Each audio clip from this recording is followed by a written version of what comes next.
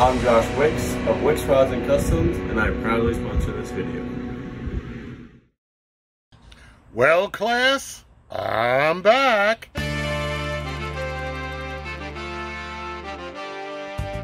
My name is James Cameron.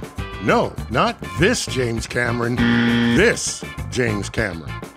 I grew up in Coney Island, Brooklyn, New York. I now live in Virginia. But before all of that, I had another passion. I loved Rolls-Royces. Well, a few years ago, I accomplished my dream.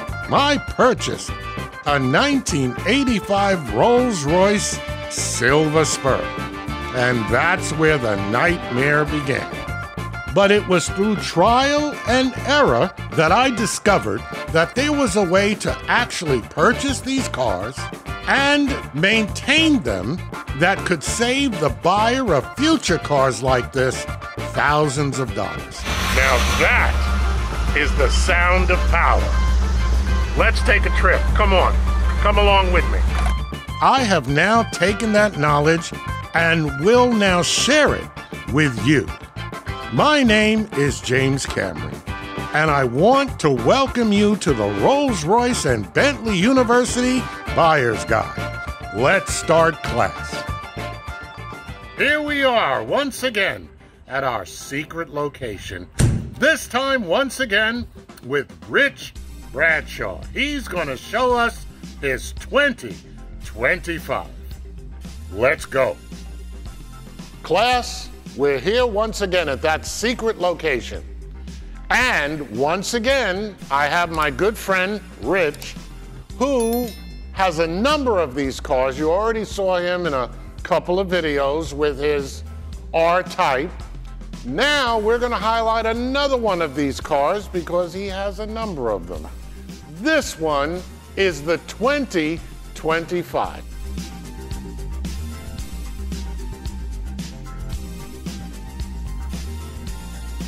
He's getting ready to do a full restoration on this car, and we decided to film it to show it before, and then in another episode, we will show you how it all ended up. So, take it away.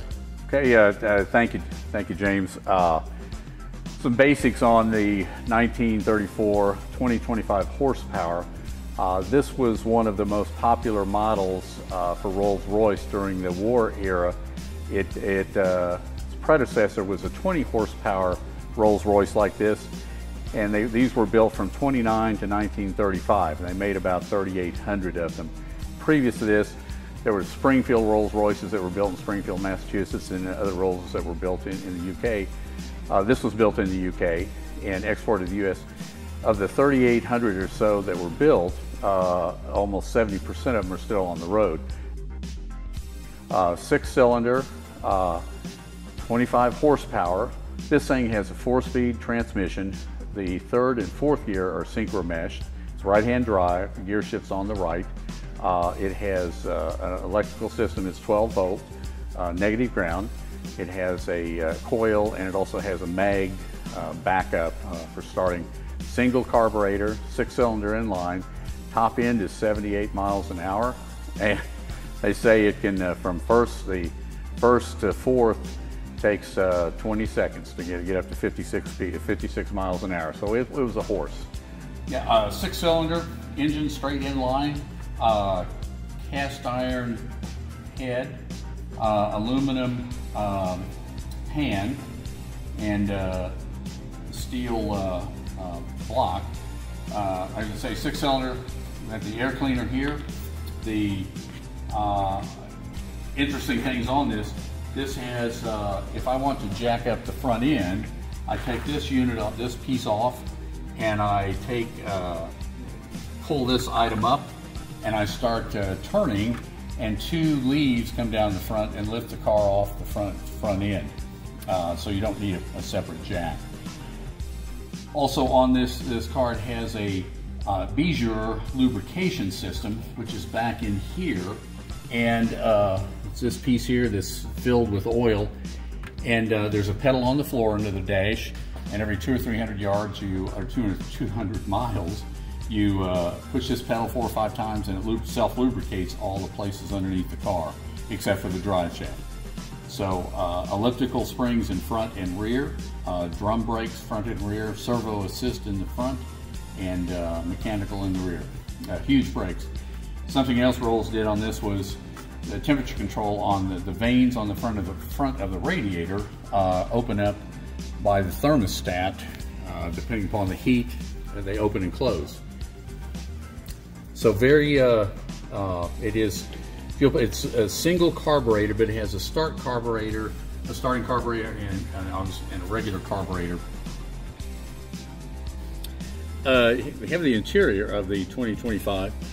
I have redone the front seats and the rear seats and the headliner. It was pretty much destroyed.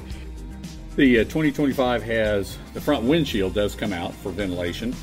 On the steering wheel, obviously you have the horn, but you also have some starting mechanisms here. The distributor advance, the speed advance for that and starting, and a vacuum advance, and the amount of fuel. So it's more so for starting, and then after that you adjust it a little bit as you go, but not much. Then I do have the original documents on this. When you purchase a Rolls, you can go back to the Rolls-Royce Museum, and they will track, and for $100 they'll send you the build specs on this. And this one was built in 1934 and sold to a gentleman. And when you bought a Rolls, you bought the frame, the engine, the steering mechanism, and then you took it to a coach builder to decide whether you wanted spare wheels on the outside, what kind of backup mirror or mirrors you wanted, anything else on the outside of the car. You took it to a bodybuilder. I believe this one is a Park Ward. It's one of the simpler models, but stately and simple. 2 latches there. I won't latch them today. A couple other points. I have the concierge cap on this. When one would park this, you'd have the Flying Lady up here, which is very expensive to replace. Back then and now, it's about $1,200–1,500 piece. So when you park this somewhere, you would put your concierge radiator cap on, so less apt for somebody to want to steal it, and you take your Flying Lady off. Okay, I want to point out a couple things. I may have to refer to some background info, but it was debuted at the '29 Olympia show. I'm not sure where that motor show.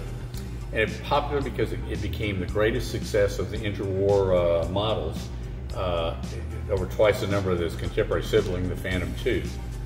But also during this time, Rolls had bought Bentley, and they contribute. They didn't make another Bentley model, a larger one. They stopped that production, but they built a smaller, which I think was a 3.5 liter. And Rolls, they contribute their success through the war years by buying the Bentley, because they got all their engineers and their parts stuff and whatever, and so they contribute. That was that contributed to their success. It was in 1931. It was an acquisition of Bentley.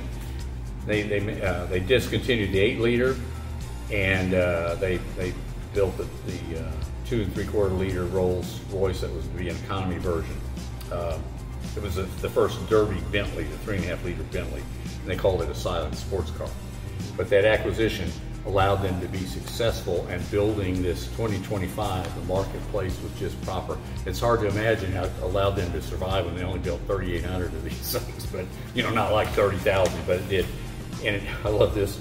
It's got an 18-gallon tank, and they say the fuel usage is, on a hard driven, you can get 14 miles a gallon when it's driven hard. So, and throughout these manuals, and Rolls and Bentley manuals, it's always an English flair written, but they have such a great way of talking about something, kind of beating around the bush, but getting to the point. Yeah. Very colorful and flowery, so I always love that.